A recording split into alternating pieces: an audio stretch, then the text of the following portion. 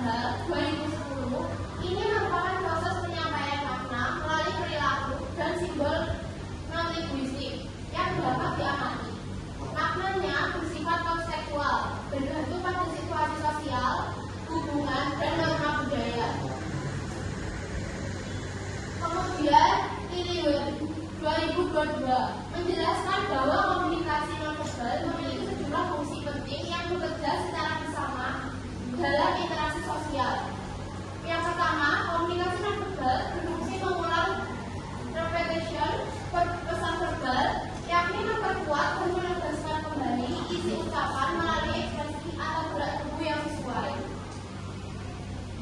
Yang kedua, berfungsi menegaskan accentuation, di mana gerakan tangan, perubahan nada suara, atau ekspresi wajah digunakan untuk menekan bagian penting dari pesan yang disampaikan.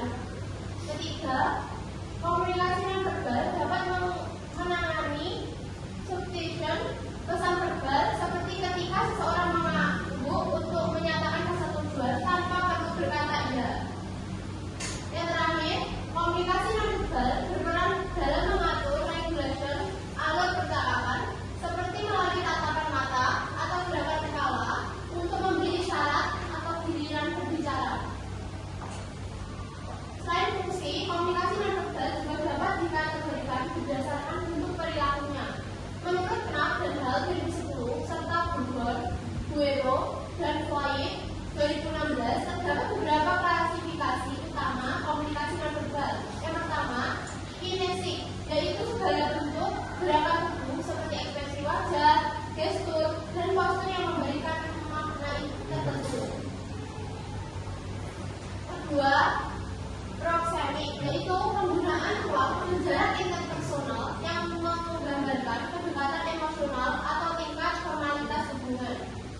Ketiga, okulesik, yakni perilaku yang berkaitan dengan tatapan mata seperti intensitas dan arah pandangan yang sering digunakan untuk mengatur perhatian atau menunjukkan ketulusan.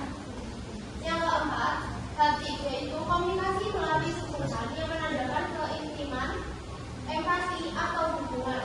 Kelima, paralanguage, yaitu unsur vokal dan verbal seperti intonasi, tempo, volume, dan tekanan suara yang dapat mengubah makna ucapannya.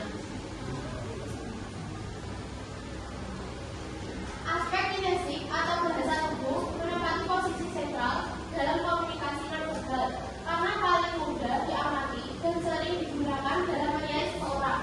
Bahasa tubuh mencerminkan kondisi emosional dan sikap mental, postur tegak, ekspresi terbuka, serta gerakan selaras membuat kesan tampak jujur. Sedangkan ketidaksesuaian menimbulkan ambiguitas dan ketidakpercayaan. Dalam konteks sosial dan budaya, bahasa tubuh menjadi alat penting untuk menyampaikan makna simbolik yang tidak tertulis. Dalam budaya Barat, tatapan mata harus diartikan sebagai tanda keterbukaan dan kepercayaan diri. Hal 2011. Hal ini menunjukkan bahwa interpretasi bahasa tubuh bergantung pada konteks budaya. Dengan demikian, komunikasi nonverbal tidak sekedar pelengkap bahasa lisan, tetapi bagian integral dan interaksi manusia yang berfungsi menyampaikan emosi, memperjelas pesan, dan membangun hubungan sosial yang harmonis. Yang kedua, bahasa tubuh, body language. Bahasa tubuh adalah sistem tanda nonverbal yang mencerminkan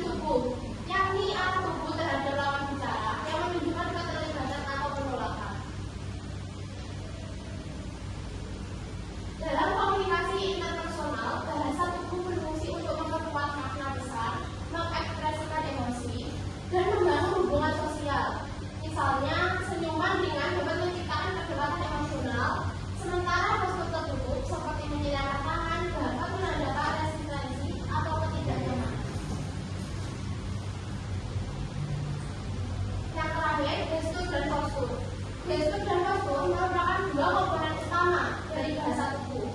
Walaupun sering digunakan secara bergantian, keduanya memiliki perbedaan konseptual. Gestur adalah gerakan tangan, kepala, atau bagian tubuh lainnya yang digunakan menyampaikan makna tertentu, baik menggantikan maupun memperkuat pesan verbal. Sementara postur menunjuk pada sikap tubuh secara keseluruhan yang menggambarkan keadaan psikologis, kepercayaan diri, dan sikap interpersonal seseorang, enak dan hal dan disebut.